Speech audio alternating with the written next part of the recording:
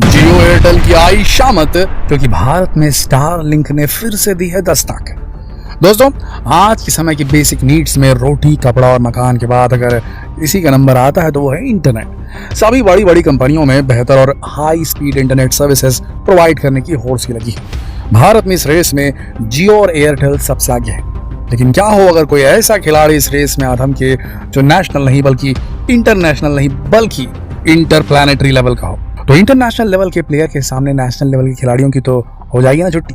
तो क्या यही होने वाला है दोस्तों? क्योंकि भारत में इंटरनेट नेटवर्क की इस दौड़ में अब एलॉन मस्क भी शामिल होना चाहते हैं। एलॉन मस्क अपने broadband satellite internet network Starlink को भारत में उतारने की पूरी तैयारी कर चुके हैं। ये एक सैटेलाइट बेस्ड नेटवर्क है। क्या आप नहीं जानना चाहेंगे कि क्या होता है ये सैटेलाइट इंटरनेट नेटवर्क? क्या है ये एलॉन मस्क का स्टारलिंक? कैसे ये भारत के सबसे बेहतरीन खिलाड़ियों यानी कि जियो और एयरटेल की भी छुट्टी करने वाला है? स्टारलिंक की दस्तक देने से क्या सच में शामत आ जाएगी जियो और एयरटेल की? चलिए आज आपको बताते हैं कि क्या होगा जब एलॉन मस्क अपने स्टारलिंक नेटवर्क को भारत में लाने में कामयाब हो जाएंगे। दोस्तों, एलॉन मस्क ने एक बार पहले भी अपने सैटेलाइट बेस्ड नेटवर्क को भारत में लाने की कोशिश की थी, लेकिन वो सफल नहीं हो पाए थे।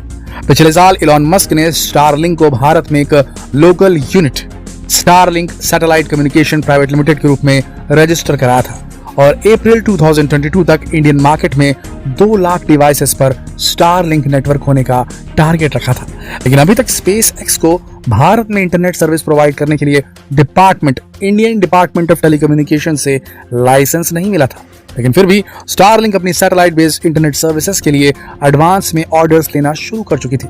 मगर उसके बाद डिपार्टमेंट ऑफ टेलीकम्युनिकेशंस ने एलॉन मस्क की कंपनी को चेतावनी दी कि बिना लाइसेंस के वो सर्विस प्रोवाइड नहीं कर सकते और लोगों को भी आगाह किया कि वो स्टारलिंक के लिए रजिस्टर करना बंद कर दें, क्योंकि अभी तक स्टारलिंक के पास लाइसेंस ही नहीं आया है।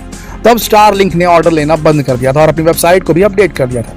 अब Starlink satellite communication private limited की ऑफिशियल वेबसाइट पर लिखा है कि रेगुलेटरी मंजूरी नहीं मिलने की वजह से स्टारलिंक की सर्विस आपके एरिया में फिलहाल उपलब्ध नहीं है। लेकिन दोस्तों, अब फाइनली स्टारलिंक ने भारत में global mobile personal communication bye satellite service यानी कि GMPSC के लाइसेंस के लिए अप्लाई कर दिया है। इसके लिए डिपार्टमेंट ऑफ टेलीकम्युनिकेशंस को एप्लीकेशन भी भेज दी गई है। अभी तक इसे मंजूरी मिली तो नहीं है, मगर जैसे ही स्टारलिंक को satellite based internet network provide करने की मंजूरी मिल जाएगी, उसके बाद भारत के इंटरनेट सर्विस प्रोवाइडर की शामत आना तो पक्का है। क्योंकि स्टारलिंक एक इंटरनेशनल नेटवर्क है।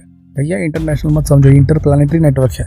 मस्क भैया कहते हैं, एलॉन मस्क की कंपनी स्टारलिंक, उनका कहना है कि उनका जो नेटवर्क है जो स्टारलिंक वाला है ये मार्स तक के काम करेगा। ये कहना है उनका, मंगल तक जाएगा कवरेज। हमारे यहाँ जियो एयरटेल का भैया पड़ोस तक नहीं आता। लेकिन क्या बोले, अब देखते हैं। और जब स्टारलिंक ने भारत में प्री ऑर्डर्स ऑफर किए थे तब 5000 से ज्यादा लोगों ने इस नेटवर्क के लिए प्री ऑर्डर दे दिए थे। अगर ऑफर अभी भी अवेलेबल होता तो शायद अब तक इससे 2 गुना ज्यादा लोग प्री ऑर्डर दे चुके होते। पहले तो कंपनी ने एक्सपेरिमेंटल लाइसेंस के लिए भी अप्लाई किया, मगर बाद में उसे विथड्रॉ कर लिया। वैसे ये सैटेलाइट इंटरनेट नेटवर्क आखिर होता क्या है जिसके ऊपर इतना हाय हल्ला मचा हुआ है? दोस्तों, जब इंटरनेट एक्सेस के लिए कम्युनिकेशन सैटेलाइट का इस्तेमाल किया जाता है, खासकर जियो स्टेशनरी सैटेलाइट्स का, तो उसे ही सैटेलाइट बेस्ड नेटवर्क बोलते हैं और ये प्रोसेस सैटेलाइट डिश की मदद से पूरा होता है। इसके लिए वैसे ही एक सैटेलाइट डिश लगवानी पड़ती है जैसे टीवी के लिए लगवाई जाती है। वाईफाई या मोबाइल नेटवर्क के लिए टावर लगाने की जरूरत होती है और केवल वहीं तक सर्विसेज जाती है जहां तक टावर नेटवर्क को ब्रॉडकास्ट कर सकते हैं।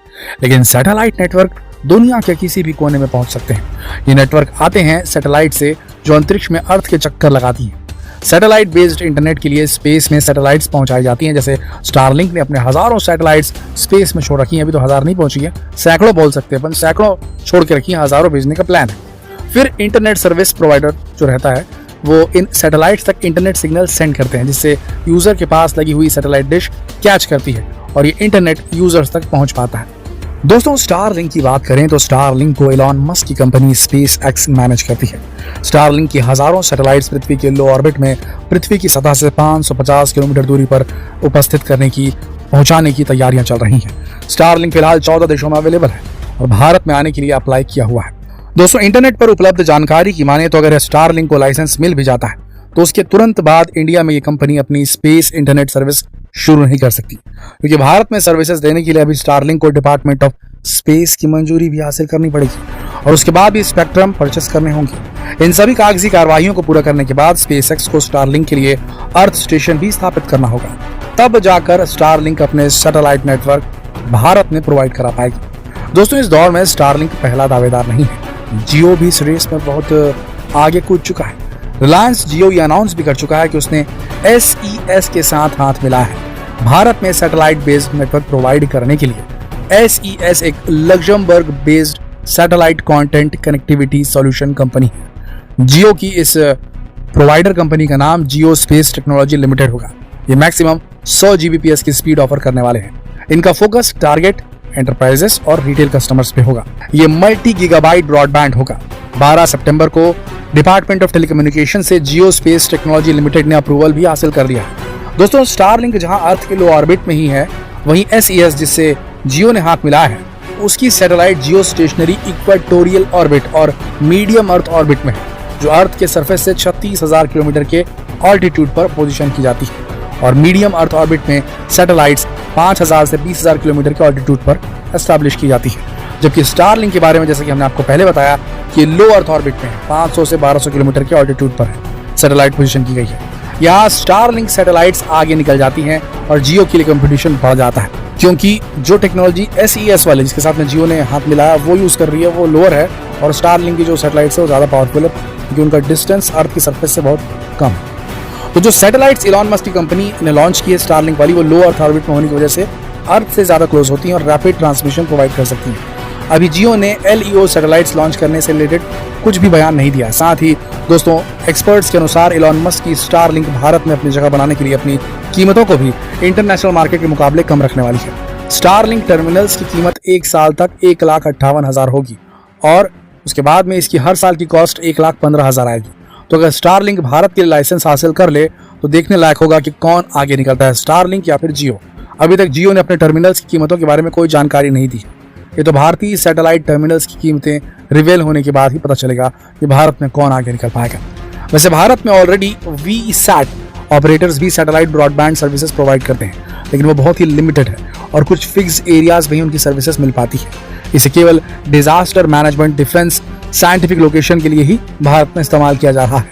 इसरो ने भी कुछ साल पहले इन्हीं उद्देश्यों के लिए अपनी GEO सैटेलाइट्स लॉन्च की थी, जिनकी स्पीड 300 Gbps तक है। आपको बता दें दोस्तों, सुनील भारती मित्तल भी, एयरटेल के ओनर भी, वन वेब के जरिए सैटेलाइट नेटवर्क की दौड़ में शामिल हो रहे हैं। एक कैनेडियन सैटेलाइट भी इंडियन मार्केट को टारगेट करने की तैयारी में है। दोस्तों, स्टारलिंक इस खेल का बहुत पुराना और अब तक का सबसे सफल खिलाड़ी माना जाता है सैटेलाइट इंटरनेट का। अब इंडियन मार्केट लीडर्स इसके आगे टिक पाते हैं या नहीं, ये देखने लायक होगा।